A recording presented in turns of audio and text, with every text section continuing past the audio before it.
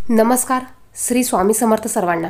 उद्या गुरुवारी 28 मार्चला संकष्टी चतुर्थी आहे आणि संकष्टी चतुर्थी ही गणपती बाप्पांना समर्पित असते. या दिवशी आपण संकष्टी चतुर्थीचे व्रत करतो. गणपती बाप्पांची या दिवशी आपल्याला पंचोपचारे पूजाही करायची असते. गणपती बाप्पांचं अथर्व शीर्ष बोलत तुम्ही गणपती बाप्पांना पाण्याने पंचामृताने आवर्जून अभिषेक घालायचा आहे.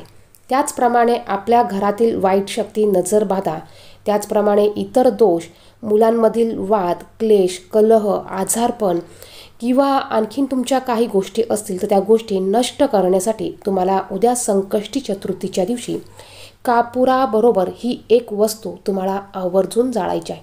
बघा, 100% प्रभावी उपाय आहे. उपाय संपूर्ण बघा. चॅनेलवर जर का तुम्ही नवीन असाल तर असेच माहितीचे व्हिडिओ बघण्यासाठी चॅनेलला सबस्क्राईब करा. तर उद्याच्या दिवशी तुम्हाला सकाळी गणपती बाप्पांची पंचोपचारे पूजा करायची आहे. गणपती बाप्पांच्या आवडीच्या वस्तू त्यांना अर्पण करा. लाल जास्वंदाचं फूल, 21 दुर्वांची जुडी, त्याचप्रमाणे गणपती बाप्पांना हळदी, कुंकू, अक्षदा अर्पण करा. धूपदीप प्रज्वलित करा आणि त्यानंतर तुम्हाला हा उपाय संध्याकाळी करायचा आहे. कोणताही उपाय करताना तुम्हाला बसायला अगोदर आसन घ्यायचं आहे. कपाळाला हळदी कुंकू लावायचं आहे. बघा, काही वेळेस आपण घाईत उपाय करायला बसतो, बसायला आसन घेत नाही.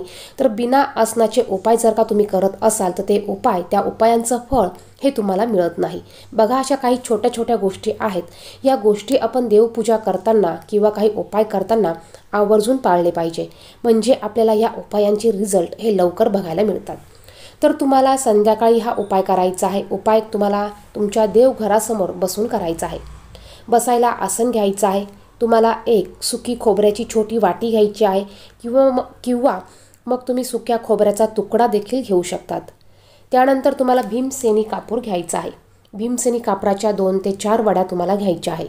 भीमसेनी कापूर नसेल तर मग तुम्ही तुमच्या घरात जो पण कापूर असेल त्या कापराच्या 5 वड्या तुम्हाला घ्यायच्या आहे आणि त्यानंतर ह्या कापराच्या वड्या तुम्हाला ह्या खोबऱ्याच्या वाटीवर किंवा खोबऱ्याच्या तुकड्यावर ठेवायचा आहे. आता हा खोबऱ्याचा तुकडा तुम्ही एखाद्या प्लेटमध्ये, ताम्हणात, डिशीत किंवा एखाद्या मोठ्या पंतीमध्ये देखील ठेवू शकतात. त्यानंतर हा कापूर तुम्हाला प्रज्वलित करायचा आहे आणि तुम्हाला तिथेच बसून 108 वेळा ओम विघ्नहर्ताय नमः या मंत्राचा जप करायचा आहे. बघा, ओम विघ्नहर्ताय नमः या मंत्राचाच तुम्हाला 108 वेळा तिथे बसून तुम्हाला जप करायचा आहे. अत्यंत प्रभावी असा उपाय आहे. या उपायाने तुमच्या घरातील वाईट शक्ती, नजरबाधा, काही क्लेश असतील, निगेटिव्ह ऊर्जा असतील, आजारपण असेल, काही नोकरीच्या संबंधित काही प्रश्न असतील तर ह्या सर्व गोष्टी यामुळे नष्ट होणार आहे. त्याचप्रमाणे घरात एकमेकांचं पटत नसेल, वाद होत असतील तर ह्या गोष्टी देखील ह्या उपायाने नष्ट होणार आहे. जसा जसा हा कापूर जळतो तसं तसं आपल्या घरातील सर्व निगेटिव्ह ऊर्जा हा कापूर खेचून घेण्याचं काम करत असतो.